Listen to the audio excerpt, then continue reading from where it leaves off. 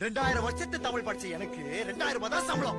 25 வருஷத்துக்கு முன்னாடி வந்த இந்த பொட்டியில கம்ப்யூட்டரா அத படிச்சவனுக்கு 2 லட்சம் ரூபாய் சம்பளம். எப்படி 10 வருஷத்துக்கு முன்னாடி குறைஞ்சபட்ச சம்பளம் 2000 ரூபாய், அதிகபட்ச சம்பளம் 20000 ரூபாய் இருந்திருக்கும். ஆனா இப்போ குறைஞ்சபட்ச சம்பளம் அதே 2000 ரூபாய் தான். ஆனா அதிகபட்ச சம்பளம் 2-3 லட்சத்துல போயிட்டு இருக்கு. இந்த ஊரு 2 லட்சம் ரூபாய் வாங்குறதுக்கு ஏத்த மாதிரி மாறிட்டு இருக்கு சார். மொத்தம் இந்த ஊர்ல எத்தனை பேர் சார்? 60-70 லட்சம் பேர் இருப்பாங்க சார். நான் சென்சஸ் கணக்கு சார்.